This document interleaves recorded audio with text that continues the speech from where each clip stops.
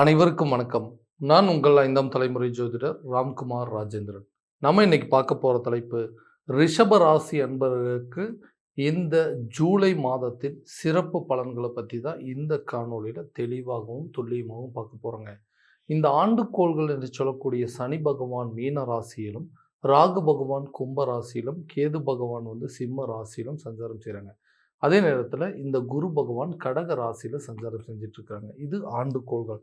மாதக்கோள்கள் என்று சொல்லக்கூடிய இந்த மாதத்துல பார்த்தீங்க அப்படின்னா, ரிஷப ராசியில செவ்வாய் பகவானும், அதேபோல இந்த 5ஆம் தேதி, அதாவது ஜூலை மாதம் 5ஆம் தேதி சுக்கிர பகவான் கடகத்திலிருந்து சிம்ம ராசிக்கும், 17ஆம் தேதி சூரிய பகவான் மிதுன ராசியிலிருந்து கடக ராசிக்கும் பெயர்ச்சடைய போறாங்க.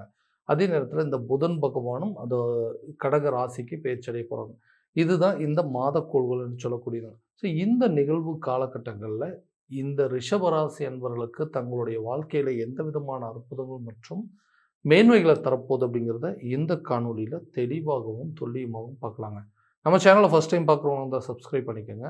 பெல் பட்டனை கிளிக் பண்ணி ஆல் அப்படிங்கிற ஆப்ஷன் கொடுத்துக்கோங்க. ரிஷபராசி அன்பர்கள் சுக்கிர பகவானை அதிபதியாக கொண்டவர்கள்.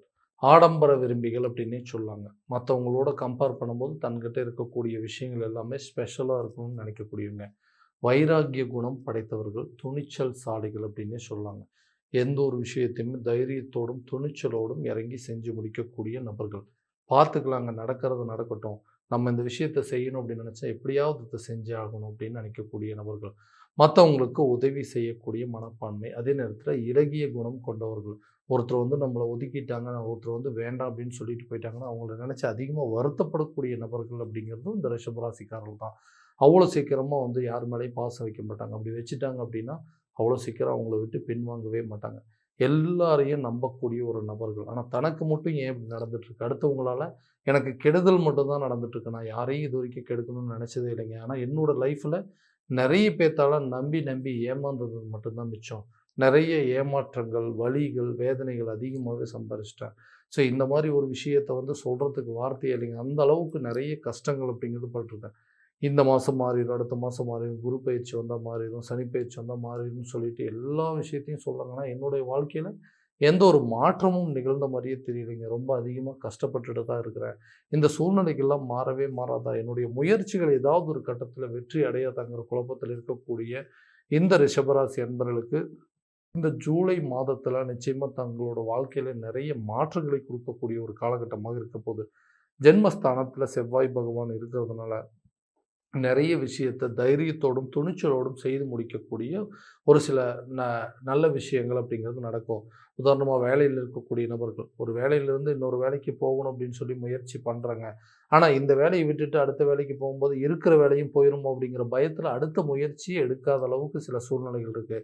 நிறைய பேர்த்துக்கு திடீர்னு வேலையை இழக்கக்கூடிய அளவுக்கு சூழ்நிலைகள் வந்துருச்சு. இந்த வேலைக்கு மறுபடியும் போகலாமா, இல்லை இதை விட்டுட்டு வேறு ஏதாவது ஒரு வேலைக்கு போகலாமா அப்படிங்கிற அளவுக்கு மன ரீதியாக நிறைய குழப்பங்கள் அப்படிங்கிறது. சில பேர் வேலையை கண்டினியூ பண்ண முடியாத அளவுக்கு சூழ்நிலைகள் அப்படிங்கிறது இருக்குது. ஒர்க் பண்ணுற இடத்துல நமக்குன்னு ஒரு அங்கீகாரம் இல்லையே, நமக்குன்னு ஒரு அந்தஸ்து இல்லையே, செல்வாக்கு மரியாதை எதுவுமே இல்லாமல் ரொம்ப கஷ்டப்பட்டு ஹார்ட் ஒர்க் பண்ணிகிட்டு இருக்கோம், ஆனால் நமக்குன்னு கிடைக்க வேண்டிய ஒரு அங்கீகாரம் இல்லையேன்னு ஏங்கிட்டு இருக்கக்கூடிய இந்த ரிஷபராசி அன்பர்களுக்கு சில காரியங்களை தைரியத்தோடு கேட்டு தெரிஞ்சிக்கக்கூடிய அளவுக்கு சூழ்நிலை இருக்கும். தைரியமாக செஞ்சு அதுக்குண்டான ஒரு ஆதாயம் பெறக்கூடிய ஒரு காலகட்டம் அப்படின்னு சொன்னால், அப்போ இவ்வளோ வருஷமாக வேலை பார்த்துட்ருக்கோம், அந்த வேலைக்கு நான் செய்கிற வேலைக்கு உண்டான அங்கீகாரம் அப்படிங்கிறது கிடைக்கல, டெம்பரவரியாக தாங்க வேலை பார்த்துட்ருக்கேன், இந்த வேலையை எப்போ தான் பர்மனெண்ட் ஆக்குவீங்க, எல்லா உழைப்பும் மட்டுமே வாங்கிட்டுருக்கீங்க தவிர அதுக்கு உண்டான ஒரு ஒரு பதவியோ, ஒரு பொறுப்போ, ஒரு பணி நிரந்தரமோ அப்படிங்கிறது எதுவுமே பண்ணாமல் இருக்கீங்க அப்படிங்கிறது கேட்டு பெறக்கூடிய ஒரு காலகட்டம் அப்படின்னு. ஸோ இந்த காலகட்டங்களில் தைரியமாக சில விஷயத்தை ஃபேஸ் பண்ணுவீங்க. வேலை செஞ்சுட்டு இருக்கிற இடத்துல டெம்பரவரியாக இருக்கிற ஜாப் கூட உங்களுக்கு பர்மனெண்ட்டாக மாறுங்க. அதே நேரத்தில் உங்களுக்குன்னு அங்கீகாரம் கிடைக்கிற மாதிரி சில ப்ரொமோஷன்ஸ் அப்படிங்கிறது வரும். ஒரு சேலரி இன்க்ரிமெண்ட்டோ, இல்லை நீங்கள் எதிர்பார்த்த இடத்துக்கு ட்ரான்ஸ்ஃபரோ, இல்லை ஒரு பொறுப்புலேருந்து இன்னொரு பொறுப்புக்கு மாற்றமோ, ஒரு வேலையிலேருந்து இன்னொரு வேலைக்கு மாற்றம் செய்யக்கூடிய யோகம், புதுசாக வேலை கிடைப்பதற்கான சூழல் அப்படிங்கிறதெல்லாம் இந்த காலகட்டங்களில் தைரியத்தோடு சில விஷயத்தை நீங்கள் அடியெடுத்து வைக்கக்கூடிய ஒரு தருணமாக இருக்கும்போது, தொழில் ரீதியாக இருக்கக்கூடிய நபர்களுக்கு தொழில் சார்ந்த சில யோகங்கள் அப்படிங்கிறது இந்த காலகட்டங்கள் உருவாகுங்க. தொழில்ல நிறைய மாற்றம் பண்ண போறீங்க. நமக்கு பின்னாடி ஆரம்பிச்ச பிசினஸ் எல்லாம் ஓஹோன்னு இருக்குங்க. அதே பிசினஸ் தான் நானும் பண்ணிட்டு இருக்கேன். ஆனா எனக்கு எந்த ஒரு மாற்றமும் இல்ல. ஏன்னா, அவங்களோட ஒரு காலத்துல நல்லா பண்ணிட்டு இருந்தேங்க. இன்னைக்கு எங்கள ஓவர்டேக் பண்ணி போறக்கூடிய அளவுக்கு சூழ்நிலைகள் இருக்கு. அவங்க வியாபாரம் நல்லபடியா நடக்குது. ஆனா என்னோட வியாபாரம் முன்ன மாரி இல்ல. என்னதான் நடந்துச்சு? என்னதான் காரணம்? யார் என்ன செஞ்சாங்களோ தெரியலையேங்கிற நெறைய குழப்பத்துல இருக்கிறவங்களுக்கு, தொழில் ரீதியாக நெறைய மாற்றங்களை உருவாக்கக்கூடிய ஒரு தருணமாக இருக்கும். அப்ப நெறைய சேஞ்சஸ் பண்ணுவீங்க. எந்த இடத்துல தப்பு பண்ணிட்டு இருக்கீங்க? எந்த பிசினஸ் எந்த இடத்துல எப்படி பண்ணணும்? அதே நேரத்துல இதுல என்ன மாற்றம் பண்ணணும்? இல்ல எம்ப்ளாயீஸ்னால ஏதாவது ஒரு பிரச்சனை இருக்குதா? அல்லது இன்வெஸ்ட்மென்ட்டா? அல்லது பார்ட்னர்ஸ் மூலமா ஏதாவது பிரச்சனை இருக்குதா? அல்லது விளம்பரங்கள் சார்ந்த சில விஷயங்களோ, அல்லது இத எப்படி ப்ரமோட் பண்றதுன்னு தெரியாம இருக்கும். நெறைய குழப்பங்கள் இருந்திருக்கும். அந்த குழப்பத்துக்கு சில தீர்வுகள் கிடைக்கும். அந்த தீர்வுகள வச்சு உங்களோட பிசினஸ அடுத்த லெவலுக்கு நீங்க கொண்டு போறதுக்கான வழிவகைகள் அப்படிங்கிறது இந்த தருணத்தில நடக்கும். ஸோ, அப்போ உங்க பிசினஸ நம்பர் 1 பிசினஸா கொண்டு வருவீங்க.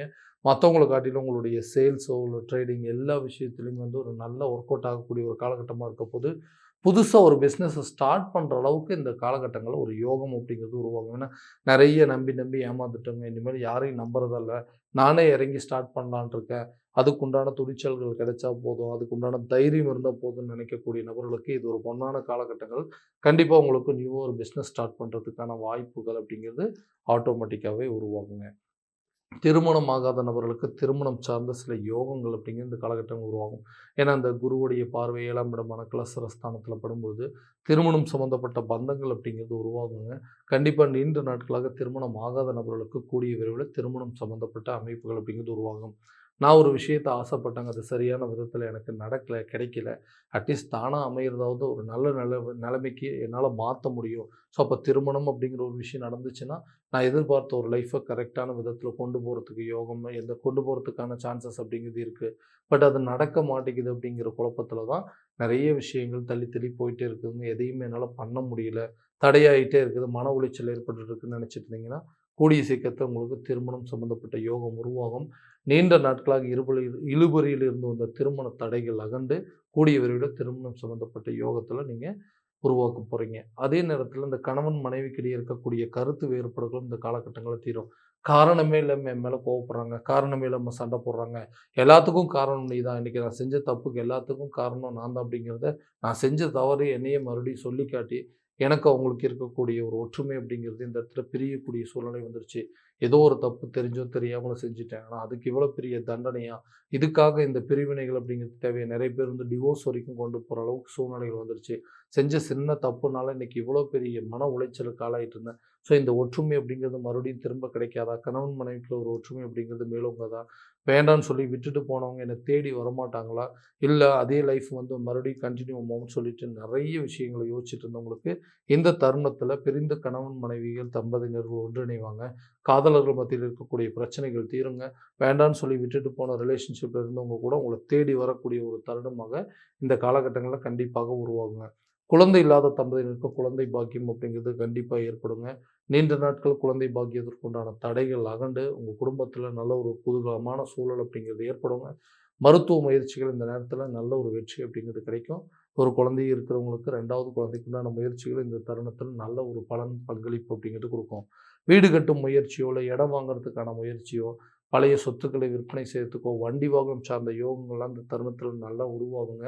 நீண்ட நாட்கள் தடைகள் அப்படிங்கிறது அகலும். அதுக்குண்டான முயற்சிகள் இந்த காலகட்டங்கள்ல எடுக்கும்போது, ஒரு வீடு கட்டுறதுக்கான யோகமோ, இல்ல நின்னு போன வீட்டு வேலைய முடிக்கிறதுக்கோ, வண்டி வாகனங்கள் வாங்குவதற்கான சில பிளானிங் இது எல்லாமே கரெக்டான டைம்ல இது உங்களுக்கு ஒரு நல்ல சாதகமான சூழல் அப்படிங்கிறது ஏற்படுங்க.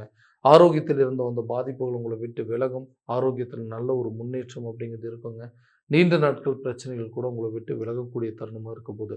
கடன் அப்படிங்கிற ஒருப்பட்ட விஷயத்தில தேவையில்லாம இன்னைக்கு மன உளைச்சலுக்கு ஆளாகி, தேவையில்லாம அந்த கடன வாங்கிட்டோமோ, அந்த கடன எப்படியாவது அடைக்கணும். ஏதாவது ஒண்ணு பண்ணியாவது இத வந்து செட்டில் பண்ணணும் அப்படின்னு சொல்லி நெறைய முயற்சிகள் எடுத்துட்டு இருக்கிறவங்களுக்கு நெறைய தடைகள் அப்படிங்கிறது வந்திருக்கும். அந்த தடைகளை உடைத்து எறியக்கூடிய காலகட்டங்கள் ஏதாவது ஒரு விதத்தில சில ஃபினான்ஷியல் சப்போர்ட் கிடைக்கும். ஒரு பேங்க் லோன் மூலமாகவோ அல்லது நீங்க எதிர்பார்த்ததுக்கு வந்து ஒரு கடன வாங்கி, இந்த கடன எப்படியாவது அடைக்கணும், எதையாவது வித்தாவது இத வந்து சரி பண்ணணும்னு நெனைக்கிறவங்களுக்கு, இந்த காலகட்டங்கள்ல உங்களுடைய நிதி தேவைகள் அப்படிங்கிறது கரெக்ட்டான விதத்தில கிடைக்கும். ஏதாவது ஒரு சப்போர்ட்டிவ் மூலமாக பழைய பாக்கிகள அடைச்சு, கடன் இல்லாத ஒரு விஷயத்த, சில விஷயத்த நீங்க உருவாக்கக்கூடிய ஒரு தருணமா இருக்க போதுங்க. கல்வியில் நல்ல ஒரு முன்னேற்றம் அப்படிங்கிறது இருக்கும். கல்வி ரீதியாக நிறைய மாற்றங்களை செய்யக்கூடிய ஒரு காலகட்டமாக இருக்க போது, நீங்கள் விருப்பப்பட்ட துறையிலே உங்களுக்கு கிடைக்கிறதுக்கான வாய்ப்புகள் இருக்குது. அதே துறையில் படித்து சாதிக்கக்கூடிய அளவுக்கு சில யோகங்கள் அப்படிங்கிறது இருக்கும். கவர்மெண்ட் எக்ஸாம் எழுதிட்டு இருக்கிறவங்க, ஒரு கவர்மெண்ட் ஜாபுக்கு போகணும்னு சொல்லி முயற்சி எடுக்கிறவங்களுக்கு கூட இந்த காலகட்டங்களில் ஒரு நல்ல ரிசல்ட் அப்படிங்கிறது உங்களுக்கு கிடைக்கும். நீங்கள் எதிர்பார்த்தபடி உங்களுடைய மார்க் அப்படிங்கிறது உங்களுக்கு வேல்யூ பண்ணுற அளவுக்கு சூழ்நிலைகள் உருவாகுங்க. ஸோ இது வரைக்கும் நம்ம பார்த்தது எல்லாமே கோச்சார பலன்கள் தான். இந்த பலன்கள் அனைத்து உங்களுக்கு நடக்குமானா, உங்களுடைய சுய ஜாதகத்தை முழுமையாக தெரிஞ்சுக்கிட்டு, அதன்படி திசா புத்திகள் என்ன அப்படிங்கிறத முழுசாக தெரிஞ்சுக்கிட்டு முயற்சி எடுத்தீங்கன்னா, இன்னும் நல்ல விதமான வெற்றிகள் அப்படிங்கிறது உங்களுக்கு கிடைக்குங்க. ஸோ உங்களுடைய ஜாதகத்தை எங்கிட்ட பார்க்கணும்னு விருப்பப்பட்டீங்கன்னா, கீழே தெரியிற நம்பருக்கு கான்டாக்ட் பண்ணி அப்பாயின்மெண்ட் ஃபிக்ஸ் பண்ணிக்கோங்க. அப்படி இல்லையா உங்களோட ஜாதகத்தை வாட்ஸ்அப் மூலமாக அனுப்பிச்சு வச்சிங்க அப்படின்னா, தெளிவான முறையில் கணிச்சு துல்லியமான பலன்கள் அப்படிங்கிறது உங்களுக்கு தெரியப்படுத்தப்படுங்க.